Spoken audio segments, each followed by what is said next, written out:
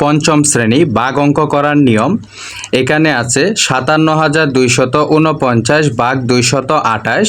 ৫৭,২৪৯ হচ্ছে ভাজ্য আর ২২৮ হচ্ছে ভাজক। এখন আমাদেরকে ২২৮ দিয়ে এই সংখ্যাটিকে ভাগ করতে বলা আছে। ২২৮-এর নামতা বলতে তো আমাদের অনেক কষ্ট হয়ে যাবে। ভাজ্যের ঘরে আমরা দেখব যে ২২৮ কতবার যায় এবং কয়টি সংখ্যার মধ্যে যায়।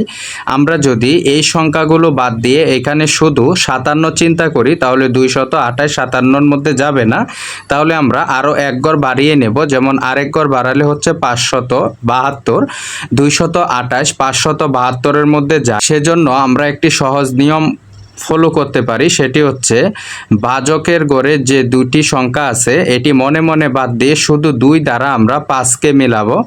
যেমন ২-এ ২, ২ দ্বিগুণে ৪, অর্থাৎ ২কে যদি আমরা ২ দ্বারা গুণ করি তাহলে ৪ হয়। তাহলে এখানে ৫ আছে, যেহেতু বড় না ছোট সংখ্যা তাহলে ভাগ করা যাবে, অর্থাৎ ২-এর নামতা ২ পর্যন্ত গুনলে এটি যেতে পারে। তাহলে আমরা প্রথমে ২ দ্বারা যদি গুণ করি, ২ ৮ গুণে ৮ দ্বিগুণে ১৬, ১৬-র ৬, হাতে থাকবে ১, ২ দ্বিগুণে ৪ আর হাতের ১ ৫, এখানে ২ দ্বিগুণে ৪।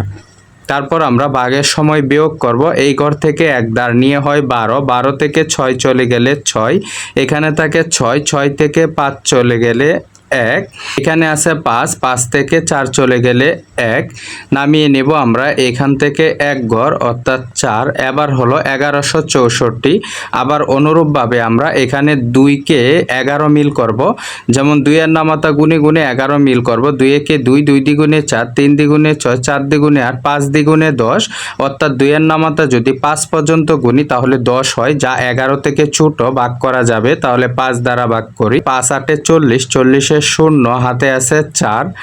আবার ৫ দ্বিগুণে ১০, ৪ ১৪, ১৪-র ৪, হাতে আছে ৫ দ্বিগুণে ১০ আর ১ ১১। এখন আমরা বিয়োগ করব, ০ ৪-এ ৪, ৬ থেকে ৪ চলে গেলে ২, নামিয়ে নিব ৯। এই ৯টি আমরা নিচে নিচে নামিয়ে নিব।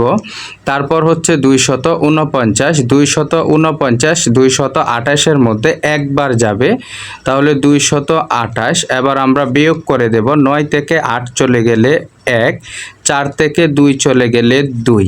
উত্তর ভাগফল ২৫১ এবং ভাগশেষ ২১। তারপর আছে পাশে একটি অঙ্ক ২ নং, সেটি আমরা সমাধান করি। এখানে ভাজ্য হচ্ছে ৪৩,৯৩২, ভাজক হচ্ছে ৫২৩। এখন আমরা অনুরূপভাবে নিয়মটি ফলো করব। যেমন আমরা যদি ৩ ঘর নেই তাহলে হয় ৪৩৯। ৪৩৯ কিন্তু ৫২৩ দ্বারা যাবে না, কারণ এই সংখ্যাটি ছোট। তাহলে আমরা ৪ ঘর নিয়ে চিন্তা করব, ৩৯৩, এটি যাবে।